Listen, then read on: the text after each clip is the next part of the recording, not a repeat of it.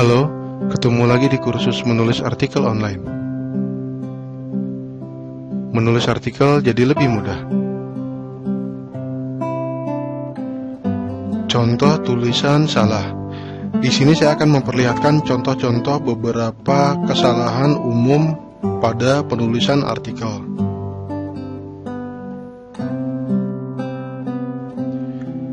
Nah, ini adalah contoh artikel yang salah.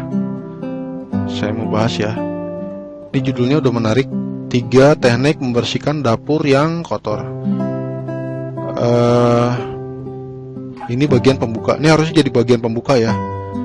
Tapi saya sendiri nggak jelas ini begini ya, begini ya. Pertanyaan seperti, nah ini juga huruf awal harusnya huruf besar. Terus ini juga salah, harusnya titik dulu baru tutup kutip 2. Maksudnya bagaimana toh? Maksudnya begini, bagaimana kita harus mengetahui kandungan makanan apa saja yang tergantung di dalamnya. Terkandung di dalamnya seperti berapa jumlah. Nah ini mungkin mendekati ya. Nah ini saya sudah jelaskan di materi sebelumnya bahwa artikel yang memiliki alur adalah di mana setiap paragraf memiliki cerita. Pada bagian pembuka harusnya merupakan deskripsi singkat atau ulasan singkat. Ini udah sampai, ini kan judulnya teknik membersihkan dapur yang kotor ya. Nah ini udah lewat berapa paragraf nih. Dari sini sampai sini dia baru mulai menceritakan tentang teknik membersihkan dapur yang kotor. Ini kesalahan dasarnya adalah ini seperti ini ya. Ini nggak jelas ini subjudul atau bukan. Terus kedua, ini juga dia banyak menggunakan kata tanya ya. Banyak banget ini kata tanyanya. Kalimat tanyanya banyak banget. Nah ini seperti ini. Tuh banyak kalimat tanyanya. Terus jadi ini juga kalimatnya tidak langsung. Alasannya apa ya? Tentu pasti balik lagi kepada kepentingan kesehatan kita. Tidak hanya, jadi nggak langsung ke poinnya ya. Ini juga muncul lagi kalimat tanya. Terus penggunaan kutip satunya juga tidak pada tempatnya. Kata di mana. Ini nggak perlu pakai kutip diapit kutip satu ya. Ini karena bukan kiasan. Terus kita ke bawah. Nah ini juga kan judulnya adalah teknik membersihkan dapur yang kotor. Ini harusnya jadi subjudul ya. Harusnya jadi subjudul dengan subtopik tersendiri. Jadi harusnya ini langsung pertama siapkan lap misalkan. Kedua siapkan ember. Ketiga misalkan mulai membersihkan dapur menggunakan cairan pembersih. Harusnya seperti itu. Jadi harusnya to the point. Banyak muter-muter ya ceritanya. Nah ini juga banyak menggunakan kalimat ini seperti kata piye. Ini kan sebetulnya bukan pada tempatnya ya. Masih bisa menggunakan bahasa Indonesia. Terus ini juga menempatkan lagi kalimat tanya. Penempatannya sendirian nih di sini. Ini jadi tidak terstruktur. Harusnya dia masuk ke atas, gabung dengan paragraf di atasnya. Terus ini juga tadi saya dijelasin, harusnya ini menjadi bagian tahap karena judulnya adalah 3 teknik membersihkan dapur yang kotor. Harusnya udah termasuk menjadi teknik ya. Jadi nggak relate. Ini justru pertanyaan dimulai dari mana dan mau kemana. Harusnya kan teknik. Ini juga dia muncul lagi kalimat tanya. Terus juga penempatannya ini satu kalimat berdiri sendiri dalam satu baris. Harusnya naik ke atas. Ketiga juga sama, ini bukan tahap. Terus juga dia banyak menggunakan kalimat tanya. Nah ini juga tulisannya benar enggak? Nah ini artikel ini sebetulnya propos ya. Kebetulan waktu itu saya lagi nyari freelance artikel writer. Terus saya minta dia kirim contoh tulisan artikel. Dengan diminta mengirim contoh tulisan artikel itu harusnya artikelnya menggunakan bahasa yang formal ya, semi formal atau formal. Jadi penggunaan bahasa Indonesia penggunaan bahasa sehari-hari seperti benar enggak, ngerasain begini. Nah itu harusnya nggak ada ya. Ini juga diberesinnya, nah itu seharusnya sih nggak ada ya. ini juga muncul lagi kalimat tanya. Tapi di bagian menutup sebetulnya udah bagus ya. Nah, itulah ketiga tips ya yang mungkin mau Anda coba. Semoga tips ini berguna bagi Anda yang menginginkan dapur yang bersih. Nah, ini udah bagus sebetulnya. Terakhir ada selamat mencoba. Jadi banyak kalimat tanya ya. Kita lanjut ke artikel berikutnya.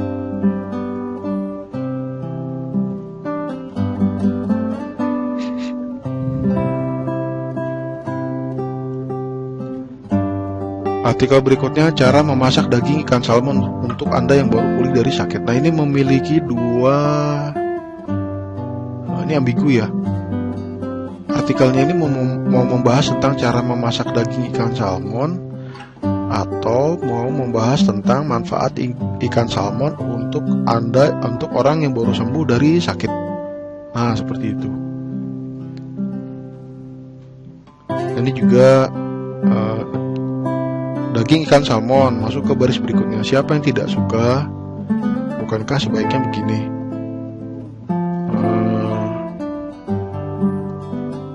Siapapun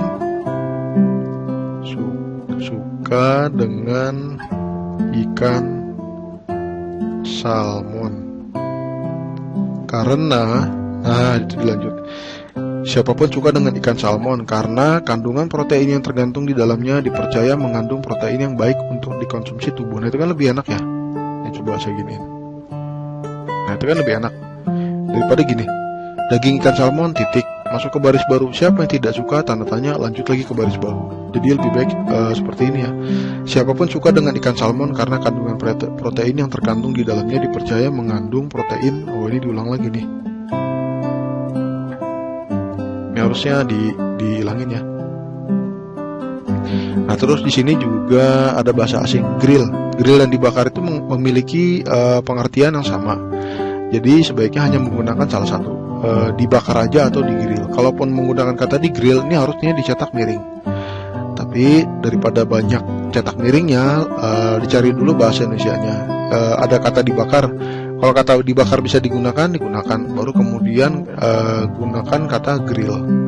Jadi prioritaskan bahasa Indonesia dulu ya. Kalau di bahasa Indonesianya nggak ada, baru gunakan kata asing. Ini juga banyak kata penggunaan untuk sehari-hari ya. Nyoba, terus ini juga ya iyalah. Terus ini juga cara memasaknya bagaimana. Ini akan lebih tepat kalau gini. Cara memasak daging ikan salmon. Jadi langsung ya, jangan dibikin ini kalimat tanya, di sini jawabnya. Jadi tanya jawab, isinya tanya jawab terus ya. Ini juga gampang banget. Nah, ini juga ada kalimat tanya lagi. Banyak banget kalimat tanya ya. Sebetulnya kalimat tanya itu hanya untuk membangun dialog ya. Ini setelah resep usahakan ada bagian penutup. Kenapa? Biasanya dari setelah orang mempraktekkan resep mungkin ada tips-tips. Misalkan gunakan ikan salmon yang masih segar. Terus rebus sayuran dalam waktu tidak terlalu lama agar sayuran tetap segar.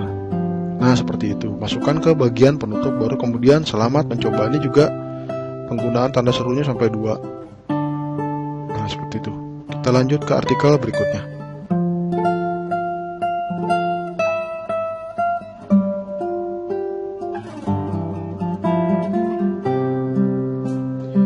Ini ditulis oleh orang yang sama. Cara membersihkan kompor gas. Hal-hal penting yang harus Anda perhatikan. Nah, ini saya buat koreksinya ya. Sebaiknya seperti ini. Hal penting yang harus Anda perhatikan saat membersihkan kompor. Jadi bukan dibalik ya. Cara membersihkan kompor (2) hal-hal penting yang harus Anda perhatikan. Karena pada judul itu nggak lazim ya menggunakan (2). Jadi harusnya seperti ini. Hal-hal penting harus Anda perhatikan saat membersihkan kompor. Itu lebih enak bacanya. Ini yang pertama, duar. Nah, seperti itu. Terus, nah ini. Dia sepertinya ingin membangun dialog ya. Tapi gayanya kelihatan mirip gitu. Dari 3 artikel yang dia tulis itu gayanya mirip semua gitu. Justru artikel yang bagus adalah ketika ia menulis beberapa artikel, maka seolah-olah kita sedang membaca artikel yang ditulis oleh orang yang berbeda. Itu bagus. Ini dia cenderung mengulang gaya. Juga kata dong harusnya cetak miring. Ini juga fobia, istilah asing cetak miring. Ini fobia ini susah ya cari persamaan katanya dalam bahasa Indonesia. Jadi memang nggak bisa dihindari. Paling pakai F ya, FOBIA. Nah itu seperti itu. Ini juga dia selalu mengulang lebih banyak kalimat tanya. Terus juga penggunaan bahasa sehari-hari. Nah ini dia bagus nih, udah ada kata ada bagian penutup. Nah begitulah sebaiknya Anda membersihkan kompor gas di rumah Anda. Ini udah ada bagian penutup.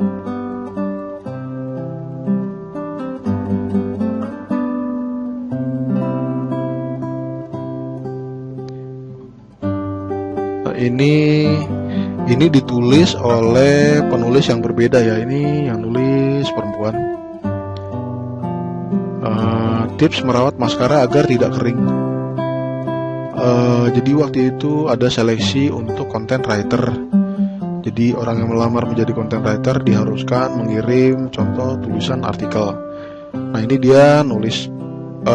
Kalau dia mengajukan artikel sudah seharusnya bahwa dia menggunakan bahasa Indonesia yang baik dan benar. Kalau ini kan harusnya nggak pakai kata gak mau. Namanya juga udah content writer. Kalau content writer itu berarti harus sudah memiliki basic menulis.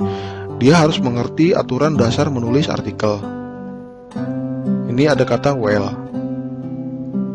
Terus juga ada kata gemes. Harusnya kan gemas. Mau nggak mau harus dicetak miring. Terus juga ini namanya tips merawat maskara agar tidak kering. Dia nulisnya subjudulnya adalah tips 1, tips 2, dan tips 3. Harusnya dijabarin ya. Misalkan tips 1 adalah jangan terlalu sering mengocok maskara. Dari subjudul itu mewakili isi. Jadi di paragraf ini menjelaskan tentang jangan mengocok maskara. Ini penjelasannya. Judulnya harusnya jangan mengocok maskara. Terus di sini subjudulnya adalah pastikan menutup rapat maskara. Baru di sini dijelaskan. Jadi bukan tips 2 ya, ini kurang bagus. Ini juga dia salah nih penggunaan tanda bacanya. Harusnya tanda tanya dulu baru tutup kutip 2. Ini juga buru-buru. Ini nggak penting ya sebetulnya. Nggak harus dicantumkan. Ini juga biar kata gak ini dia menggunakan kata gak, harusnya tidak ya. Tips 3. Nah ini harusnya dijabarkan yang mewakili isi. Misalkan jangan letakkan maskara di tempat yang terkena matahari langsung atau di tempat panas. Ini juga kata oke. Sepertinya sebetulnya penggunaan kata ini lebih cocok di blog pribadi ya. Ini dia juga nulis gak bete. Ini sebetulnya udah bagus ya, ada bagian penutupnya. Oke lanjut. Nih tips memilih bedak yang cocok untuk kulit berminyak. Suka bete gak kalau lagi jalan bareng gebetan? Nah itu dia sebetulnya ini lebih cocoknya buat blog pribadi ya. Pada saat dia melamar untuk menjadi content writer, jadi nulisnya itu bukan di blog. Bahwa dia menulisnya harus menggunakan bahasa Indonesia yang benar. Itu sebabnya dia nggak lolos ini. Nah ini dia kembali mengulang kesalahan yang sama. Tips 1, tips 2. Polanya selalu seperti itu. Padahal ini materinya beda ya. Tips memilih bedak yang cocok untuk kulit berminyak. Tapi dia bikin subtopiknya menggunakan subjudul tips 1, tips 2. Tadi nulis tentang maskara sama juga. Tips 1, tips 2. Katakanlah misalkan kita memberi tugas 10 artikel. Pasti dia akan melakukan hal yang sama. Tips 1, tips 2. Tips 1, tips 2. Nah seperti itu. Terus ini wax. Kata wax dan candle itu emang nggak bisa diganti dengan kata lilin. Kenapa? Karena di bahasa Indonesia wax diterjemahkan sebagai lilin, sedangkan candle juga diterjemahkan sebagai lilin. Padahal wax dan candle itu memiliki perbedaannya. Kalau wax itu adalah lilin cair, biasanya untuk treatment ya, perawatan kecantikan itu menggunakan wax. Terus, nah kalau candle adalah lilin yang dibakar. Jadi ini boleh jika menggunakan kata wax dan lilin, tapi harus dicetak miring. Nah ini juga nggak mau kan malah nambah kasus di kulit kamu. Nah ini nggak boleh ya. ini oil base sudah benar, dia oil base emang nggak ada terjemahan pasti dalam bahasa Indonesia, jadi lebih panjang. Ini dia juga udah ada bagian penutup. Jadi kesalahan umumnya adalah sering menggunakan bahasa sehari-hari, menggunakan bahasa asing tidak pada tempatnya. Terus ini penggunaan tips 1, tips 2 harusnya dijabarkan menjadi subjudul.